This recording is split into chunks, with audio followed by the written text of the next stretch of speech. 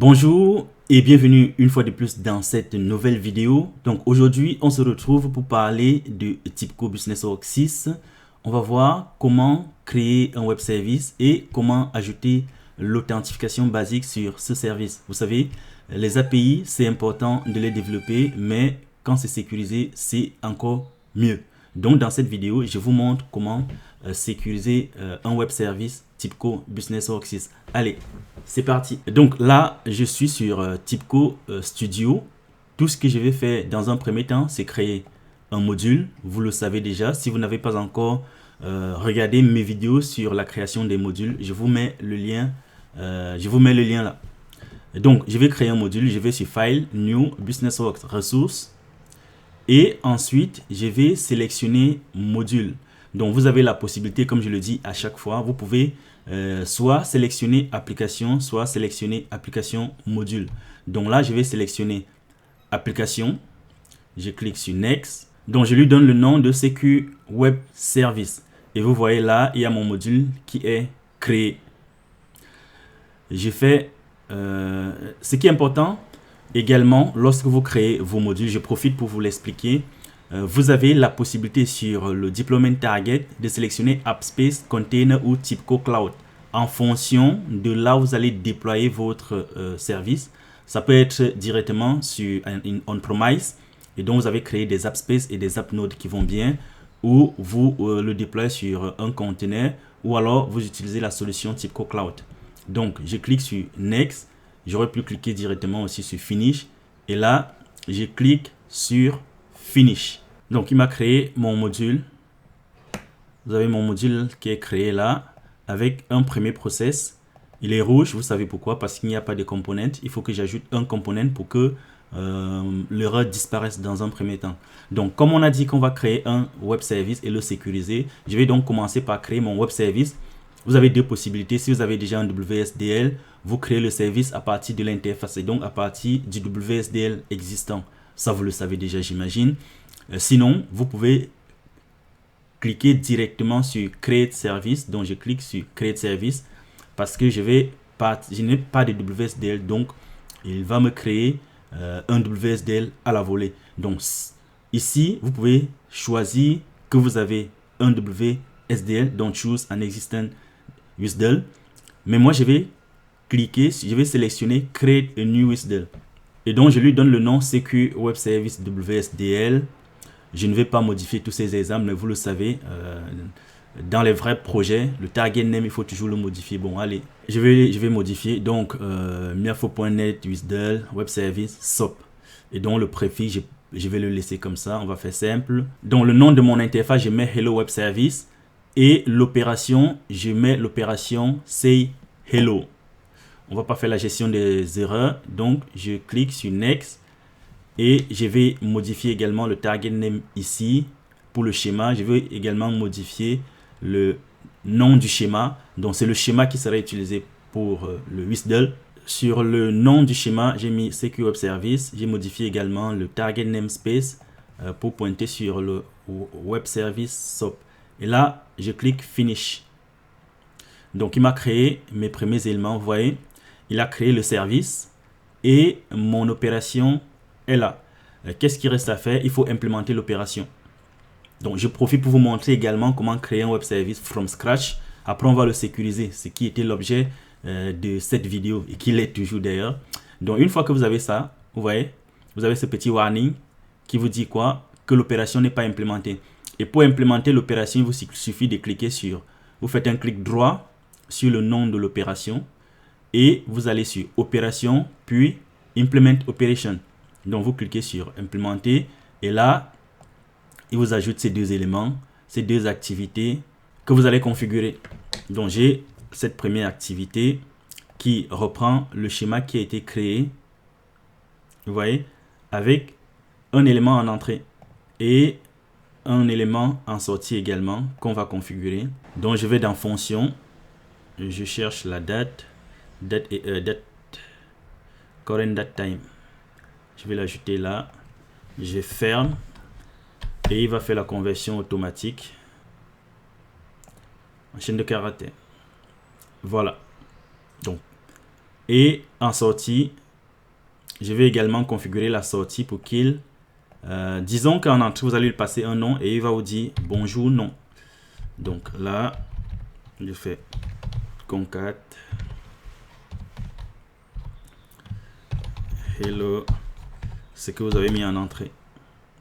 Et donc, ce sera sur data source, paramètres, in, et j'ai fait un, et c'est bon. Voilà. Maintenant, on va aller sécuriser notre service. J'enregistre tout ça. Avant de sécuriser notre service, vous voyez, on a encore une erreur là sur le module descriptor. Pourquoi? Parce qu'il nous manque un élément important. Donc, je clique droit sur mon service et je vais ajouter component. Donc, je vais sur component process, create subbinding. On avait cette erreur parce qu'il nous manque le binding. Donc, je l'ajoute et je vais le configurer. Donc, je vais sur binding.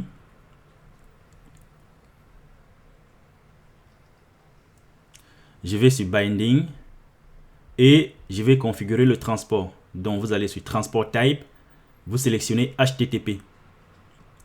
Une fois que vous sélectionnez HTTP, il va vous proposer de créer la ressource partagée HTTP connector ressource. Vous cliquez sur finish. C'est ici que vous allez configurer les ressources HTTP de votre service. Et c'est là où vous configurerez le port pour l'exposition de votre service. Donc vous voyez, si on avait juste notre web service à développer, on l'aurait déjà fini. Donc si je clique sur Generate Concrete WSDL, je vais pouvoir télécharger mon WSDL concret et tester mon service. Donc là, le web service, il est terminé. On va maintenant le sécuriser. Et c'est l'étape la plus importante. Pour sécuriser notre web service, ce qu'on va faire, c'est créer une policy basic auth. Donc, vous allez ici sur policy, vous faites clic droit, vous faites new et vous sélectionnez policy. Comme ça, vous allez pouvoir sélectionner le type de policy que vous voulez créer. Et vous voyez, j'ai sur HTTP security, j'ai basic authentication. C'est ça qui m'intéresse. Donc, je vais sélectionner basic authentication. Vous avez juste en dessous policy default, username password in workspace XML, username password in file system XML. Vous voyez, vous avez ces possibilités là, ou encore username password in LDAP.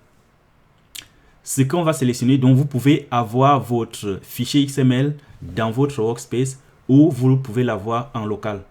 Nous, on va sélectionner le file system en local et je clique sur finish. Je clique sur finish. En ce moment-là, vous imaginez bien qu'il nous manque un élément parce qu'on ne lui a pas encore passé le fichier XML. Et je vais profiter pour vous présenter ce fichier XML parce que l'authentification est basée sur ce fichier-là. Notre authentification sera donc basée sur ce fichier. C'est un fichier qui, le template est proposé par TIBCO. Et donc, dans ce fichier, vous pouvez spécifier vos username et password. Pour le moment, le mot de passe est en clair. Retenez bien, lorsque vous exécutez pour la première fois votre web service, ce mot de passe, il devient chiffré. Donc, la première exécution va chiffrer le mot de passe et il ne sera plus en clair. Pour le moment, il est en plein texte, il est en clair. Mais après la première exécution, je vais vous montrer le fichier. Il ne sera plus en clair, il sera chiffré. Allons maintenant le configurer dans notre projet.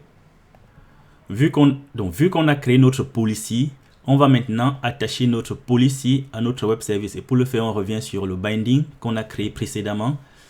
Et on va sur policy. On va faire add policy. Donc, on va attacher notre policy qu'on a créé sur notre service. Donc, c'est celui-ci qu'on avait créé. Je fais add. Maintenant, vous voyez que la policy est bien attachée à mon composant. La dernière étape qui reste, c'est lui indiquer le chemin du fichier que je vous ai montré tout à l'heure, le fichier XML. Donc, c'est ce que je vais faire. Et pour le faire, vous allez sur ressources et vous sélectionnez Basic Auth, ce que nous avons créé. Et vous cliquez, vous voyez, vous avez XML file, vous sélectionnez la loupe pour aller récupérer votre fichier. Dans un vrai projet qui va aller en prod, vous imaginez bien que vous n'allez pas lui passer directement le chemin, mais vous allez mettre ça en variable. Voilà. Donc, je vais chercher le fichier. Je fais Browse File.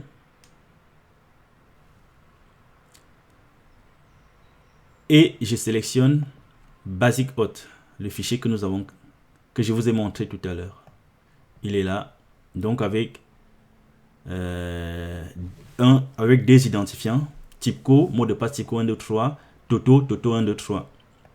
Fait ouvrir. Fait OK. Et j'ai terminé mon service. Donc, j'ai développé le web service.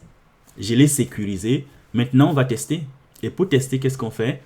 On va sur le binding. On récupère le WSDL concret. D'ailleurs, est-ce que vous connaissez la différence entre un WSDL abstrait et un WSDL concret? Je vous laisse cogiter. Donc, je télécharge le WSDL. Je vais cliquer tout simplement sur Generate Concrete WSDL. Il est là et je vais sélectionner File System. Donc, je vais enregistrer mon WSDL avec le schéma directement. Ici, vous pouvez sélectionner le port. Je vais sélectionner, je vais changer de port. Comme il m'arrive de faire plusieurs services, ce port peut être le 80 sera certainement occupé. Donc, je lui donne le port 3080 et je clique sur Finish. Vous lui donnez le port que vous souhaitez. Je clique sur Finish. Donc, mon WSDL a été correctement enregistré. Je clique sur OK et on va aller tester notre service. À quoi ça ressemble? Vous voyez, donc c'est un service tout simple qui reçoit en entrée une chaîne de caractères, fait un log et répond par bonjour chaîne de caractères. Voilà, c'est un service pour dire hello. Lui va tout simplement dire hello 2 points. Supprimons les 2 points, ça ne sert à rien. Hello chaîne de caractères en entrée. Donc, si vous lui donnez votre nom, il va vous dire bonjour, votre nom. Voilà. On va tester tout ça sur SubUI. Bienvenue dans SubUI. Pour créer le projet SubUI, je vais directement sur Sub et je vais aller sélectionner mon WSDL. Donc, vous cliquez sur Browse et vous partez récupérer votre WSDL. Je laisse les valeurs, les paramètres par défaut. Je clique sur OK.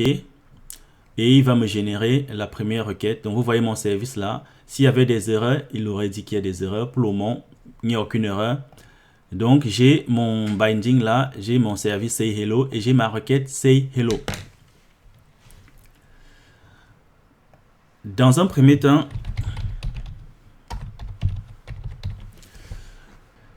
donc pour tester, je mets juste le nom. Et puis, je vais lancer le service. Mais vous vous doutez bien que ça ne va pas marcher puisqu'on ne l'a pas démarré. Donc, allons démarrer notre service sur TYPCO Studio. Je ferme tout ça. Et pour exécuter le service, vous cliquez sur Run Configuration. Vous sélectionnez les modules que vous allez exécuter. Moi, j'en ai plusieurs. Donc, une fois que vous avez ça, vous cliquez sur Run. Et vous attendez que le service démarre correctement avant de tester. Vous pouvez suivre l'évolution sur console. Donc, mon service a démarré correctement. Start BW Application. Et pour voir votre endpoint, vous cliquez sur List Endpoint, Endpoint. Et vous allez avoir votre endpoint que vous récupérez.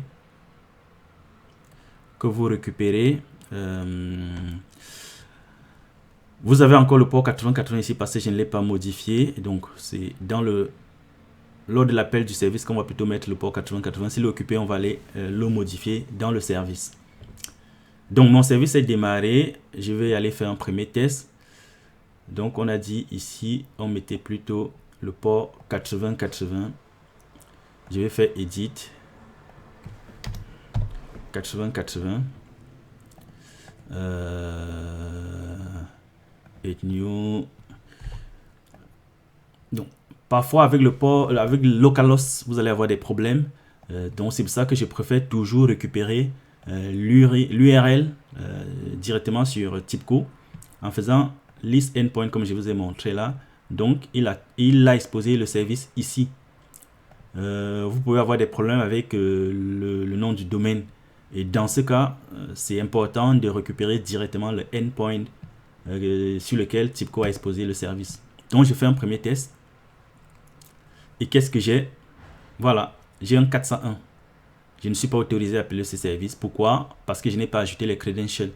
Pour ajouter les credentials sur SubUI, vous allez sur Header, donc vous allez sur Hôte et vous cliquez sur Add New Hôte.